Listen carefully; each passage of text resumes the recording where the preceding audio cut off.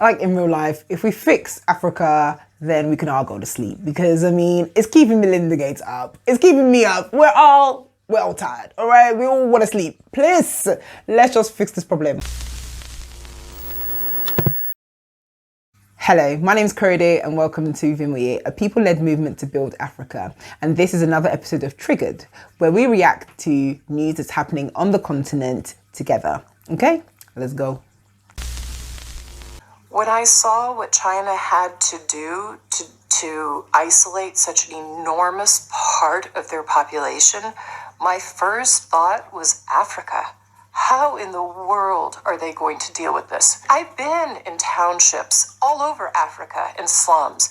When we talk about in our country physical distancing and then hand washing, if you live in a slum, you can't physical distance. You have to go out and get your meal. You don't have clean water to wash your hands. And so as soon as I saw that, and we know from the foundation's work how quickly disease spreads, I thought, oh my gosh, we have a crisis on our hands that we aren't even talking about yet in the United States and what's going to happen to the rest of the world. That's how much worse it's going to be in the developing world. It's going to be horrible in the developing world. And part of the reason you're seeing the case numbers still don't look very bad is because they don't have access to very many tests. So, look at Ecuador. Look at what's going on in Ecuador. They're putting bodies out on the street. You're going to see that in countries in Africa. What keeps me up at night are the vulnerable populations who I know in Africa. I've met some of them. I can't imagine being a parent in those circumstances. And those are the things that keep me up at night. So, to summarize, basically, Melinda Gates said that she's really worried about Africa because they just won't be able to survive the situation. When we look at the way the West has handled it, even with all of their might, as it were, with their technology, with all of their resources, with all of their money, with their infrastructure, with all of those things in place, it's still essentially caused mayhem. So how much more in Africa where those things don't even exist? And this is the first time I'm watching the video, but I have been hearing people talk about Melinda Gates, what she said, basically. And people have been up in arms and like, how dare she? How could she say this? And all that kind of stuff. And it's not, obviously I understand that saying that loads of people are going to die is never a good thing to say. It's reminiscent of when Boris Johnson said, say goodbye to your loved ones. when he was like, loads of y'all are going to lose people. So just, just so you know. Nobody wants to hear that. I think that is the issue. Nobody really wants to hear that. But if we look at what she said, if we look at what she really said, she was saying that the things that are needed to combat COVID-19 are not present in many parts of Africa. Where is the lie? She said you need to wash your hands. And in many slums, that's just not possible. And we know that to be true. She said that, everyone is living really closely to each other. One of the things that we need is social distancing. But in the slums and in many other areas, that's not feasible when everybody is really close together. Where is the lie? I just think that we as Africans can get really defensive. If we're happy with the continent the way it is, then we wouldn't be offended. I think one of the first things we need to do is stop caring about what the rest of the world thinks about us. We are so fixated on proving to the world that we are not what they think we are, that we are having a great time, that Africa is fantastic, that we're not actually doing anything to fix the continent.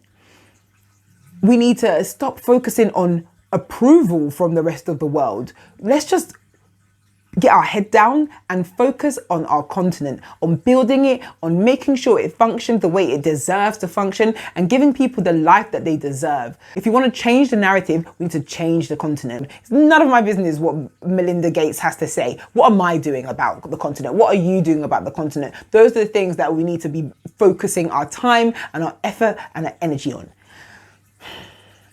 Yeah. I do get it though. It's kind of like when I say my brother's annoying. You can't say my brother's annoying. Like, I'll be like, excuse me, the way I talk about my brother can't be the same way you talk about my brother. I could say it's not working out, but you can't say it's not working out. I could talk about Africa, but you can't talk about Africa. I think that's really what's happened here. No, I'm going to put it down to that. Yeah.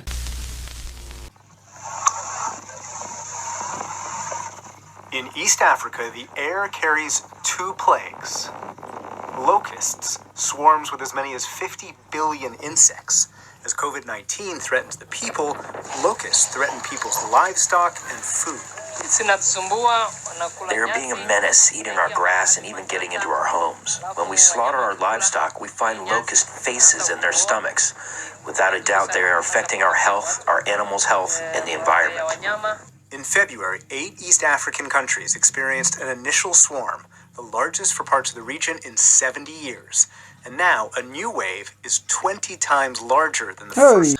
In one day, that swarm can eat the same amount of food as everybody in New York and California combined. The outbreak originated in the Arabian Peninsula, where heavy rains in 2018 and 2019 created the insect's ideal breeding ground. Climate change might also be making the problem worse. So basically, the story here is that there's a plague of locusts in East Africa, and it is 20 times bigger than the ones that they're used to. Amongst all of the other things that the region have dealt with already and are still dealing with, this is just not helpful. So already getting enough food to the people in the area is a struggle, and now the locusts are eating what there is. You know, it's actually like something out of the Bible. You know, you're like, you could have taken this right out of the Bible. This, a plague of locusts.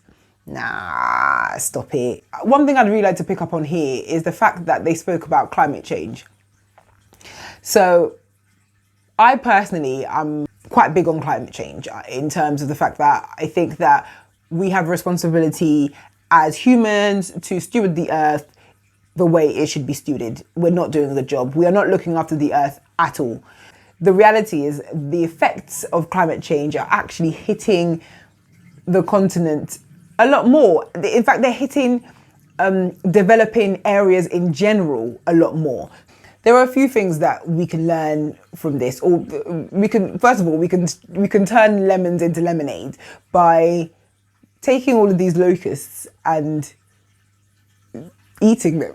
I know this is not something, I mean, I don't eat them. And from my research, I know that East Africans ain't about that life. But I heard that parts of West Africa, they enjoy a little bit of locusts. So what you could do is sell it to West Africa and China. I'm pretty sure they eat in China. Let me check. Let me check.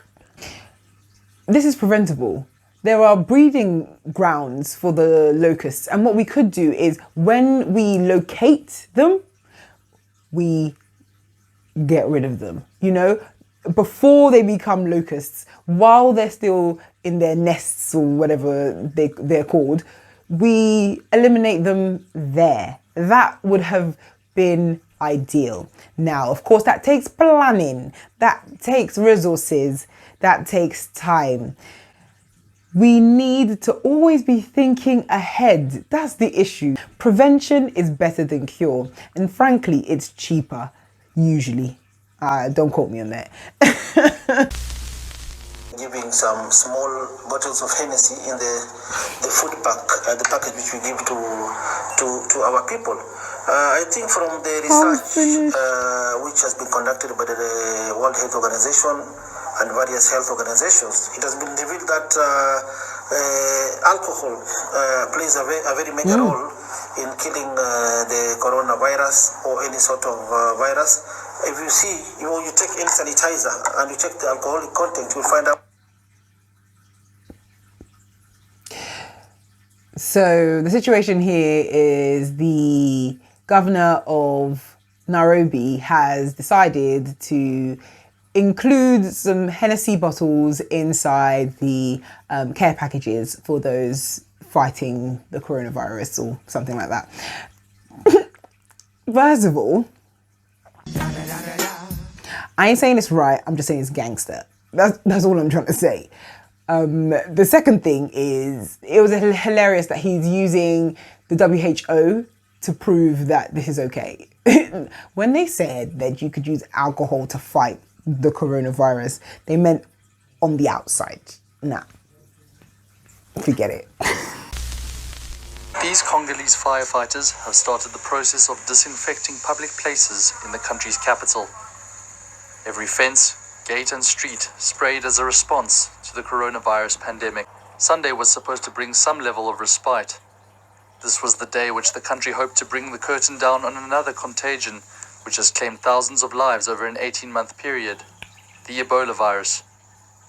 But on Friday, the World Health Organization announced a new case from the town of Beni, with the patient becoming the first person to contract and subsequently die from the virus in more than 50 days. This is devastating. So the story here is that in the midst of all that is happening with regards to the coronavirus, Ebola, which is something that over 50 days ago they had hoped they'd seen the last case, has unfortunately resurfaced just days before they were about to declare that they were Ebola free. I also believe that measles is another outbreak that they had to deal with as well. And it's like, how do you deal with measles, COVID-19 and Ebola? I just think that as a continent or as a world, we should consider just abolishing the eating of meat. We should just stop eating meat, because between coronavirus and Ebola, this is just like a warning for us to literally reconsider our meat choices. I think that should be plan A, first of all. Plan A should be, let's all stop eating meat. I mean, as a meat eater, I'm not even talking as like a vegetarian or something. As an actual meat eater, I'm saying this. That's also because I have experimented with being vegan, and I think I did it for like a year and I didn't die. Like, I was very okay. So if I was forced to do it as a lifestyle, it is what it is, you know? I feel like more people would be fine in this life if we just stopped eating meat. We are where we are because we continue to eat meat. The meat doesn't want us to eat it. It doesn't want to be eaten. It's sending us warnings. This is a fire. These are gunshots. This is actually gunshots in the air. Pow, pow, leave me alone. That's what it's saying. I think plan B should be, we need to educate people about hygiene. Not just educate them, but make it accessible. You want people to wash their hands, but as our dear friend Melinda Gates has told us, there's nowhere to be doing that in many areas. In slums, in many areas of Africa, that isn't realistic. It's not feasible. Now, seeing as realistically, that's not going to happen tomorrow, I think it's faster for us to stop eating meat. So I say we go back to plan A. That's it from me today, guys. Please do comment below and let me know what you guys thought of today's topics. And if you can't wait all the way to next week to find out what's going on the continent, do follow us on Instagram, where we keep you guys posted via our Instagram stories. So until next week, please do stay safe. Bye.